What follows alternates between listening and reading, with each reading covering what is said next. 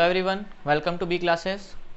आज हम इस वीडियो में नेशनल इनकम के कुछ बेसिक्स डिस्कस करेंगे और साथ ही में हम उससे रिलेटेड जो भी टॉपिक्स होंगे उनको स्टडी करेंगे। ठीक है, तो जैसे आपको पहले डेफिनेशन देख लीजिए, अगर आप कोई चाहे तो स्क्रीनशॉट ले लीजिए। और मैं बार बार रिपीट करता हूँ कि अगर कोई नोटबुक में नोट्स बना रहा है तो सबसे अच्छा काम वही स्टूडेंट कर रहा है। ठीक है, तो पहला है national income is the sum total of factor income earn by normal residence of a country during a period of 1 year या अकाउंटिंग ईयर भी बोल सकते हो। ठीक है, तो नेशनल इनकम क्या है? सम टोटल ऑफ फैक्टर इनकम है। फैक्टर इनकम को प्लस कर लोगे तो क्या मिल जाएगा?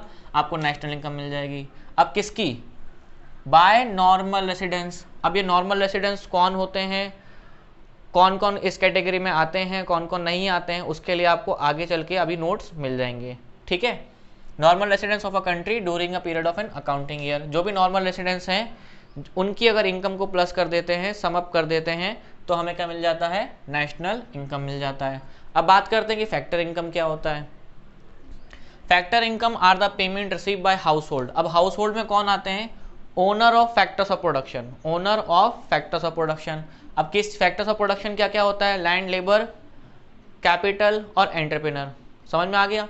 तो इनके जो ओनर होते हैं उनको हम हाउस होल्ड बोलते हैं। तो हाउस होल्ड जो काम कर रहे हैं और काम करके जो चीज़ कमा रहे हैं उन्हें हम क्या बोलेंगे? Factor income. तो दोबारा रिपीट कर लेते हैं। Factor income are the payment receive by household for the use of their factor service. उन लोगों ने अपनी सर्विस दी और सर्विस देकर जो पैसा उन्होंने कमाए हैं उन्हें हम बोलते हैं फैक्टर इनकम। समझ में आ गया? हाउस होल्ड कौन होते हैं? Owner of factors of production. ठीक, अब फैक्टर इनकम में क्या क्या चीज़ें आती हैं? कंपनसेशन ऑफ एम्प्लॉय आता है, रेंट आएगा, इंटरेस्ट आएगा एंड प्रॉफिट आएगा। अब कंपनसेशन ऑफ एम्प्लॉय किसके लिए आता है? लेबर के लिए। लेबर काम कर रहा है, उससे जो सैलरी वगैरह मिल रही है वो इधर आ जाएगा। ठीक है, जो तुम्हारा लैंड है उसको अगर तुमने रेंट पे दिया हुआ है तो वो रेंट आ जाएगा। तुमने अगर कैपिटल इन्वेस्ट किया है तो इंटरेस्ट आ जाएगा, और तुम अगर एक एंटरप्रेन्योर हो तो तुम्हें प्रॉफिट मिलेगा। ठीक है, तो ये सारी चीज़ें मिलती हैं फैक्टर्स ऑफ फैक्टर इनकम में। ठीक है, नेक्स्ट तुम्हें देखेंगे अभी हम आगे। अब देखेंगे कि नॉर्मल रेसिडेंस कौन होते हैं। ठीक है, पहला who ordinarily reside in the country. अब ऑर्डिनरली रिसाइड का मतलब क्या होता है? ऐसे लोग जिन्हें उस कंट्री में रहकर 1 साल से ज़्यादा हो गया हो, अगर वो सिटीजन हो या ना हो। ठीक है, तो who ordinarily reside in the country. And second, who centre of economic interest lies in that country. Centre of economic interest का मतलब कि वहाँ रह के वो कमा रहा हो। ठीक है, समझ लो कि मैं दूसरी किसी कंट्री में गया और उस कंट्री में मुझे 1 साल से ज़्यादा हो गया, तो मैं इंडिया का तो सिटीजन हो गया, लेकिन उस कंट्री का क्या हो गया? मैं नॉर्मल रेसिडेंस। अब मैं इंडिया में रह के नहीं कमा रहा हूँ, मैं वहाँ पर ही रह के कमा रहा हूँ। ठीक है, तो मेरी इकोनॉमिक इंटरेस्ट कहाँ पर लाई हो रही है? उस कंट्री, दूसरी कंट्री में हो रही है। समझ में आ गया? भले मैं इंडिया का सिटीजन क्यों ना हूँ, फिर भी मैं दूसरी कंट्री में रहकर मुझे 1 साल से ज़्यादा हो गया। पहला, who ordinarily reside in that country more than 1 year. तो मुझे दूसरी कंट्री में रहकर 1 साल से ज़्यादा हो गया है, तो उस कंट्री के लिए मैं क्या हो जाऊँगा? Normal residence.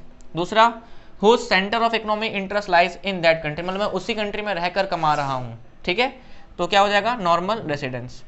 दूसरा, क्लियर हो गया? तो फैक्टर इनकम क्या होता है वो हमने यहाँ क्लियर कर लिया। नॉर्मल रेसिडेंस क्या होता है वो हमने यहाँ पर क्लियर कर लिया।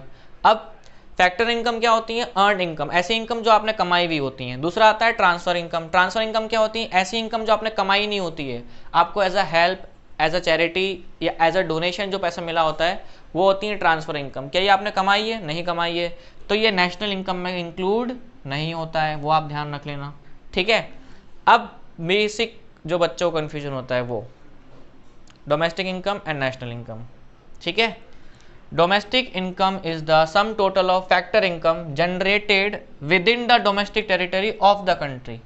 मतलब कि जो डोमेस्टिक टेरिटरी है उसी में रहकर जो पैसा कमाया जा रहा है, भले वो कोई भी कमाए, वो सिटीजन हो या ना हो, भले नॉर्मल रेसिडेंस क्यों ना हो। ठीक है, कोई भी कमाए, लेकिन डोमेस्टिक टेरिटरी के अंदर पैसा जनरेट हो रहा है। अब क्या लिखा हुआ है यहाँ पर? नो मैटर हु जनरेट, कौन जनरेट करता है उससे मैटर नहीं होता है, लेकिन डोमेस्टिक टेरिटरी के अंदर ही पैसा कमाना चाहिए या पैसा इनकम जनरेट होनी चाहिए, तो उसको हम डोमेस्टिक इनकम बोलते हैं। और दूसरी बात, डोमेस्टिक इनकम को हम बोलते हैं NDPFC। ये चीज़ वो भी चाहे वो लिख लो, बहुत बच्चे कंफ्यूज होते हैं कि डोमेस्टिक इनकम को हम क्या बोलेंगे? NDPFC। दूसरा आते हैं नेशनल इनकम।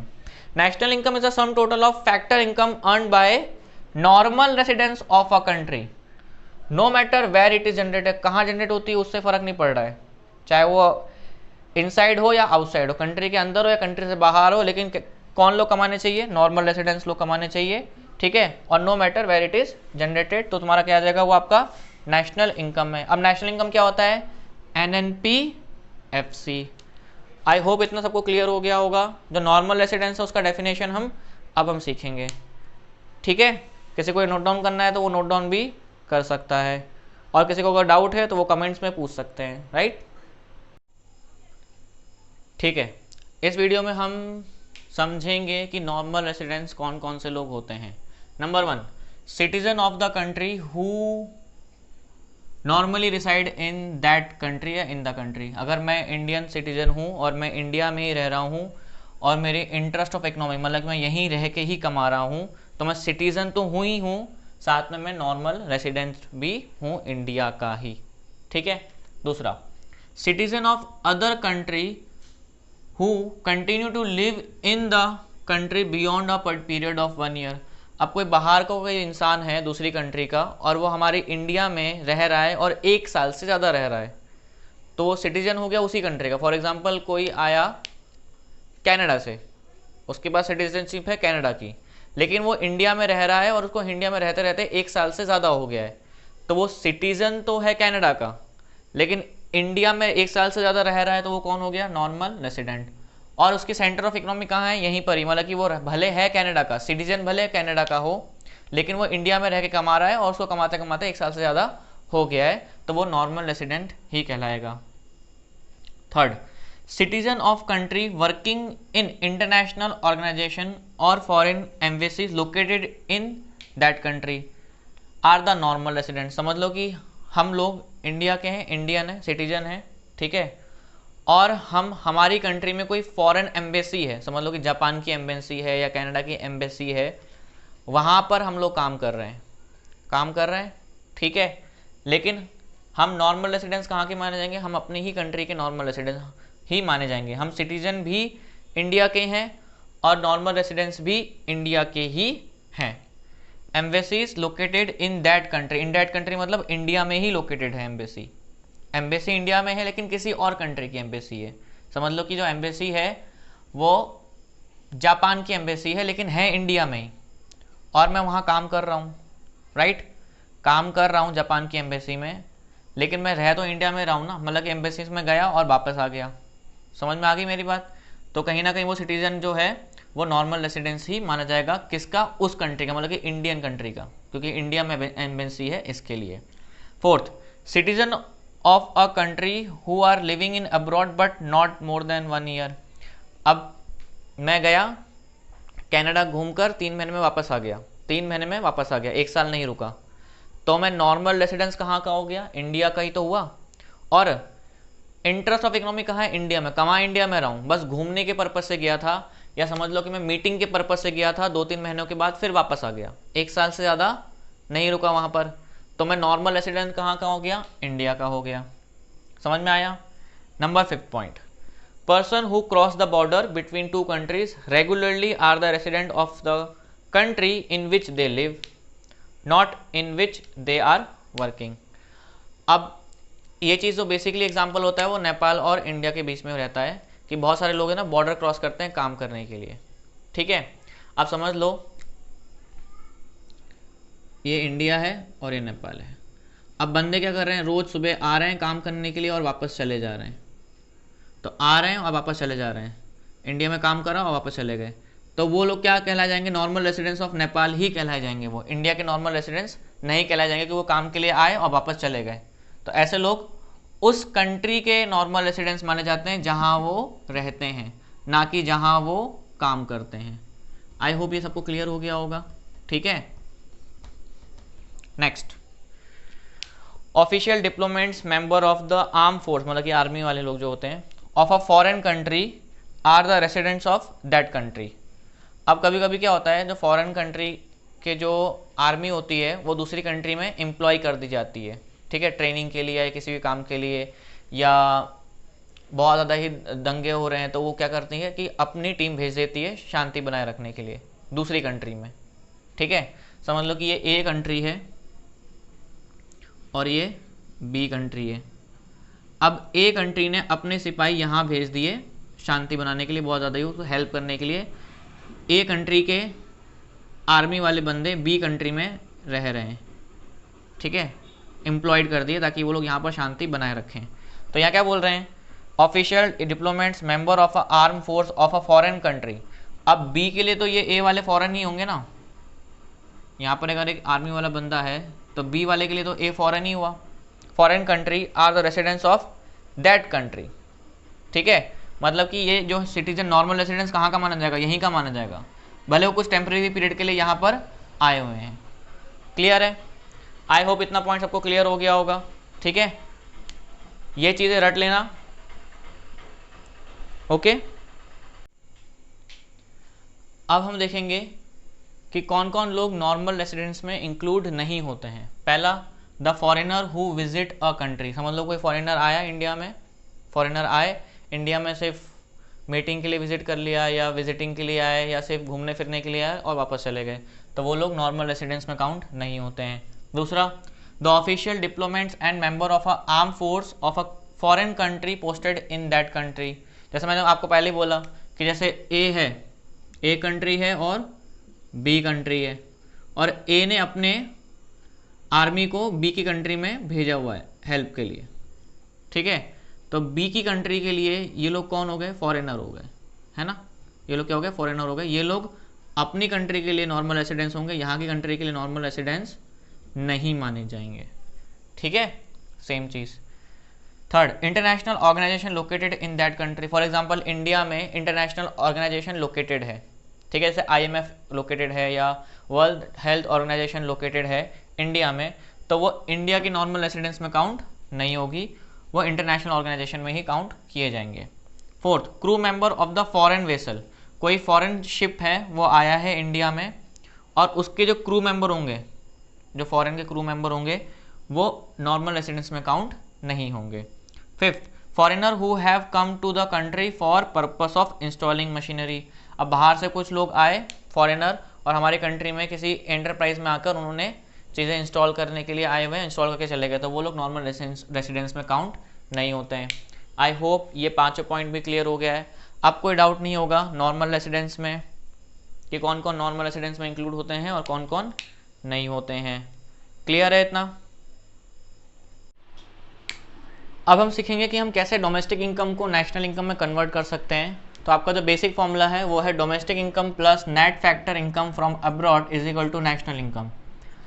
अब ये याद रखना है कि ये क्या है, शायद NDPFC है और ये NNPFC है। ठीक है, तो वो चीज़ थोड़ा आपको ध्यान रखना कि कौन सी चीज़ क्या है, उसके शॉर्ट फॉर्म्स आपको पहले से ही लिख लेने हैं। ठीक है, अब ये फैक्टर इनकम फ्रॉम अब्रॉड होता क्या है, तो उसका फॉर्मूला है net factor income from abroad is equal to factor income earn by our residence. ठीक है, अब कौन हमारे रेसिडेंस में आते हैं कौन नहीं आते हैं ये आप समझ गए होंगे। ठीक है, तो factor income earn by our residence from rest of the world, मतलब कि बाहर से जो पैसा कमा रहे हैं, minus factor income earn by non residence, मतलब कि इंडिया में रह के या हमारे कंट्री में रह के जो लोग पैसा कमा रहे हैं उसको हम माइनस कर देंगे। दोबारा, factor income earn by our residence from rest of the world minus factor income earn by non resident in our domestic territory. जब माइनस करोगे तो क्या मिलेगा आपको, net factor income from abroad मिल जाएगा। क्लियर है, फॉर्मूला क्लियर है। Formula number 1, domestic income plus net factor income from abroad is equal to national income. अब नेट फैक्टर इनकम अब्रॉड बन कैसे रहा है, उसका फॉर्मूला ये रहा। ठीक है, अब जिस तरह से मैंने डोमेस्टिक इनकम को नेशनल इनकम में कन्वर्ट किया था, तो नेशनल इनकम को भी मैं डोमेस्टिक इनकम में कन्वर्ट कर सकता हूँ, बस रिवर्स फॉर्मूला कर देना है। National income minus net factor income from abroad is equal to domestic income. Clear है, डोमेस्टिक इनकम और नेशनल इनकम के बदले आप जो शॉर्ट फॉर्म है वो अगर नोटबुक में नोट्स में लिख लेंगे तो आपको ज़्यादा बेनिफिशियल रहेगा। अब हम बात करते हैं डोमेस्टिक प्रोडक्ट और डोमेस्टिक इनकम।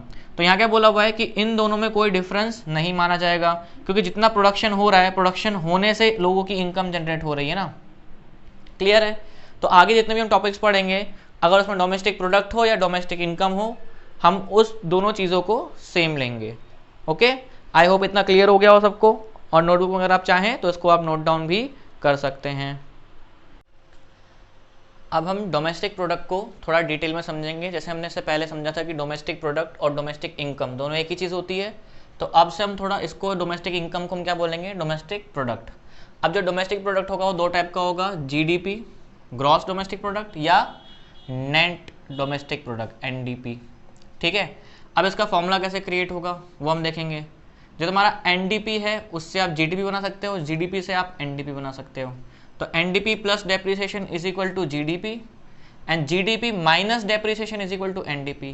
तो हम ये बोल सकते हैं कि जीडीपी में अगर डेप्रिसिएशन इंक्लूड रहता है और अगर मैं जीडीपी से में से डेप्रिसिएशन निकाल दूं तो मुझे क्या मिल जाएगा, एनडीपी। क्लियर है? या मैं ऐसा बोल सकता हूँ कि जो जीडीपी है वो एनडीपी और डेप्रिसिएशन को प्लस करके बना हुआ है और इसमें से अगर मैंने डेप्रिसिएशन निकाल दिया तो मुझे क्या मिल गया, एनडीपी। क्लियर है? कोई कन्फ्यूजन तो नहीं हुई? तो एक बार इसको लिख लेना ध्यान से, ठीक है? लिख लोगे, नोट्स बना लोगे तो ज़्यादा कन्फ्यूजन नहीं रहेगी। अब इसी से सिमिलर मैंने ये वाला फॉर्मूला बनाया हम लोगों ने, NNP plus depreciation is equal to GNP. ठीक है, और यहाँ पर क्या बन जाएगा, GNP minus depreciation is equal to NNP. Clear है इतना फॉर्मूला? ये सारे दोनों फॉर्मूले 1 2 3 4, ठीक है, ये फॉर्मूले बन गए। अब हम बात करते हैं domestic product at market price and eight factor cost. दोनों में डिफरेंस क्या होता है आप समझ लो। जब तक गवर्नमेंट का कोई इंटरफेरेंस नहीं होगा, मतलब कि क्लोज इकोनॉमी होगी, सिर्फ प्रोड्यूसर होंगे और जब हाउस होल्ड ही होंगे, क्लोज इकोनॉमी होगी और उसमें कोई भी गवर्नमेंट का इंटरफेरेंस या गवर्नमेंट का कोई रोल नहीं होगा, तो एमपी मार्केट प्राइस और फैक्टर कॉस्ट दोनों सेम होते हैं। अब पहली बात तो ये फैक्टर कॉस्ट क्या होता है और मार्केट प्राइस क्या होती है। बनने की लागत मतलब कि कॉस्ट ऑफ प्रोडक्शन, ठीक है, तो जो तुम्हारा प्रोडक्ट बन के रेडी हो रहा है उसको हम फैक्टर कॉस्ट बोलते हैं। और अगर आपने माइक्रो इकोनॉमिक में पढ़ा होगा कि कहीं ना कहीं हमारा कॉस्ट ऑफ प्रोडक्शन में मिनिमम प्रॉफिट तो होता ही होता है, तो इसमें हमारा मिनिमम प्रॉफिट भी छुपा हुआ है। तो क्या हो गया यहाँ पर, जब तक गवर्नमेंट नहीं आ रही है तब तक क्या है, मार्केट प्राइस और फैक्टर कॉस्ट सेम है। लेकिन जैसे ही गवर्नमेंट आ जाती है तो हमें इनडायरेक्ट टैक्स भरना पड़ता है हमारे प्रोडक्ट के ऊपर, या अगर गवर्नमेंट इंटरवेन करेगी तो हमें हमारे प्रोडक्ट का वैल्यू कम करना होता है सब्सिडी के लिए। ठीक है, तो जैसे ही गवर्नमेंट आई तो मैंने क्या करा, मेरे फैक्टर कॉस्ट में मैंने इनडायरेक्ट टैक्स प्लस किया और सब्सिडी माइनस करी। उसके बाद जो अमाउंट आती है उसको हम बोलते हैं मार्केट प्राइस, जो हम मार्केट में बेच सकते हैं। ठीक है, तो मैं ऐसा बोल सकता हूं कि factor cost plus indirect tax minus subsidy is equal to market price, अगर गवर्नमेंट इंटरवेन कर रही है तो। ठीक है, मार्केट में जो आप प्राइस में बेच रहे हो वो मार्केट प्राइस और जिसमें बन के रेडी हो रहा है वो फैक्टर कॉस्ट। कब, जब गवर्नमेंट है तो, और गवर्नमेंट नहीं है तो एमपी और एफसी दोनों सेम रहेगा। आई होप ये क्लियर हो गया है। दोबारा एक बार रिपीट कर लेते हैं। ग्रॉस डोमेस्टिक प्रोडक्ट दो टाइप का होगा, डोमेस्टिक प्रोडक्ट दो टाइप का होगा, gross domestic product and net domestic product. इनमें से हमने डेफिनेशन निकाल ली। इस फॉर्मूले से हमने क्या करा, एक और फॉर्मूला निकाल दिया, तो 4 फॉर्मूले यहाँ हमारे क्रिएट हो गए। उसके बाद हमने क्या देखा कि मार्केट प्राइस में और फैक्टर कॉस्ट में क्या डिफरेंस होता है। पहली बात तो मार्केट प्राइस जिस अमाउंट में हम बेच सकते हैं और फैक्टर कॉस्ट जिस अमाउंट में बन रहा है। अगर क्लोज इकोनॉमी है तो ये दोनों चीज़ें सेम होती हैं। अगर गवर्नमेंट का रोल आ जाता है तो हमें इनडायरेक्ट टैक्स भरना पड़ता है या सब्सिडी माइनस करनी पड़ती है। हमारे जो भी एमआरपी बनती है वो टैक्स ऐड करने के बाद बनती है। ठीक है, तो ऐसा इसको हम बोल सकते हैं कि गवर्नमेंट टैक्स प्लस करके सब्सिडी माइनस करने के बाद वो एमआरपी मिल जाए, तो हम ऐसा बोल सकते हैं उसको मार्केट प्राइस को। ठीक है, तो जब तक गवर्नमेंट नहीं है तब तक एमपी और एफसी सेम होता है। गवर्नमेंट के आने के बाद एफसी में फैक्टर कॉस्ट में अपने को इनडायरेक्ट टैक्स प्लस करना होता है और सब्सिडी माइनस करोगे तो आपको एमपी मिलेगा। आई होप इतना क्लियर हो गया होगा सबको। ठीक है, नोट्स बना रहे हो तो बहुत अच्छी बात है इसके। ठीक है, इस वीडियो में हम अब इतना ही इंक्लूड करेंगे। बाकी थोड़ा ये चैप्टर बहुत ज़्यादा लंबा हो गया, हो सकता है कि आप बोर हो जाओ, ठीक है, या बहुत ज़्यादा ही बर्डन हो जाएगा। तो हम क्या करेंगे, आज की वीडियो में हम इतना ही पढ़ेंगे, इतने की नोट्स रेडी करना अगर आप कोई लोग नोट्स रेडी कर रहे हो तो। बाकी जो भी चीज़ें हैं वो हम नेक्स्ट पार्ट में कवर करने की कोशिश करेंगे। ओके, तो मिलते हैं फिर नेक्स्ट वीडियो में।